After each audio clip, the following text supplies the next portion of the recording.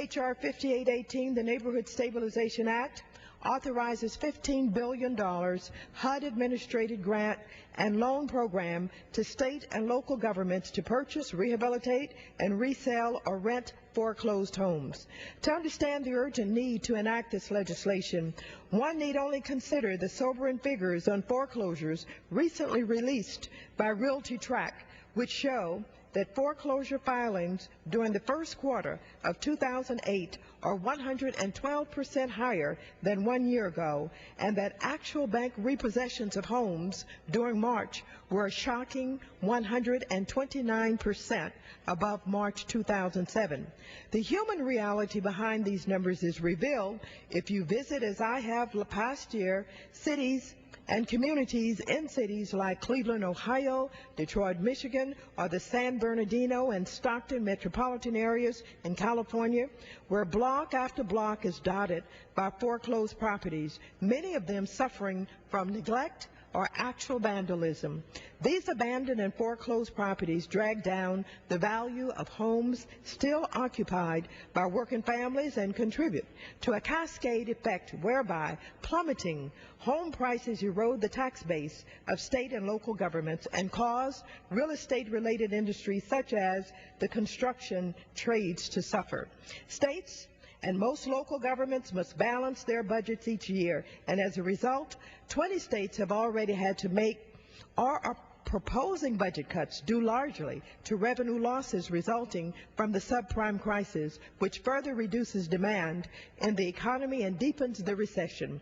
On April 10, the Financial Services Committee heard from Mayor Thomas Menino of Boston, Governor Martin O'Malley of Maryland, and others that despite severe fiscal constraints, many states and cities are already dedicating their own shrinking tax revenues to purchase foreclosed properties and an attempt to stabilize these neighborhoods.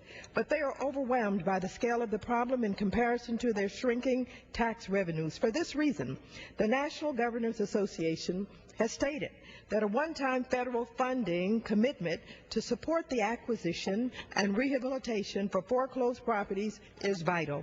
The governors are joined in their support for the stimulus contained in H.R. 5818 by the U.S. Conference of Mayors, National Association of Counties, National Association of Local Housing Finance Agencies, and the National Council of State Housing Finance Agencies.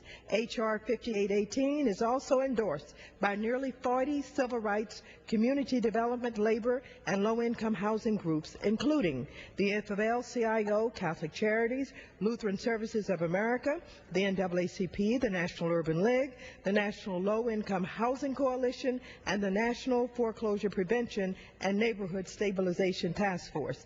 This bill targets assistance where it is most needed.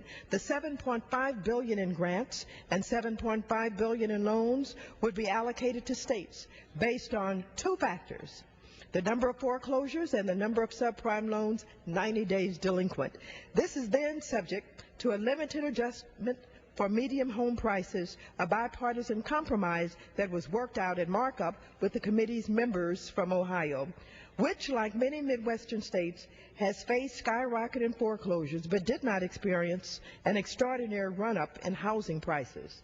Second, the bill puts flexible resources in the hands of government with the capacity to address the crisis and put funds on the street quickly enough to stimulate the economy.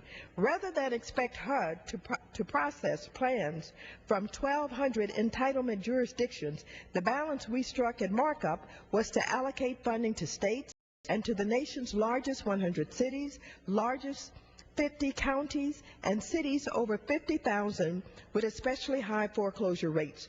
The areas of states outside of those cities and counties would be addressed in the state's plans. Under the bill's timelines, fund obligation must begin within 6 months of enactment, be completed within a year, and fully spent within 2 years of enactment. This is no big government immoral program, as our colleagues across the aisle suggest. Rather, it is a timely, targeted, and temporary shot in the economy's arm exactly where one is needed.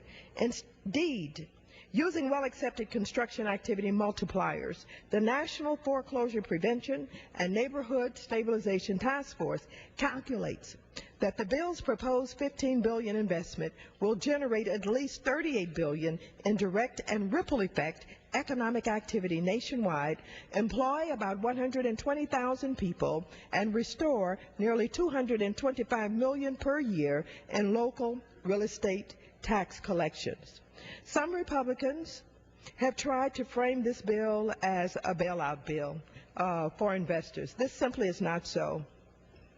Government and their nonprofit partners will drive a hard bargain with property owners because they are highly incentivized to make this money go as far as possible in their efforts to stabilize neighborhoods where many of them have been working for years, and because they must pay the government back any funds used to purchase homes. In no event, moreover, can they pay more than 110% of the average sale price in the area.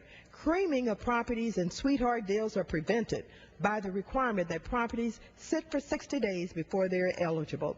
What H.R. 5815 does make possible for states, cities, and counties to stay a few neighborhoods, especially low-income ones, that are in serious danger of an overcorrection and rapid deterioration past the tipping point where it becomes very difficult to turn them around. I urge members to hear the pleas of the nation's governors, mayors, community-based organizations, and ordinary citizens to provide this critical relief to stabilize neighborhoods and stimulate the economy. The administration and my friends on the opposite side of the aisle in this chamber argue that we cannot afford to respond. I would like to just remind this body of what Mr. Frank said earlier today. We afforded $30 billion to bail out Bear Stearns, and certainly we can afford a half of that amount, $15 billion, for the entire country. We simply cannot afford not to. I urge passage of the Neighborhood Stabilization Act. I reserve the balance of my time.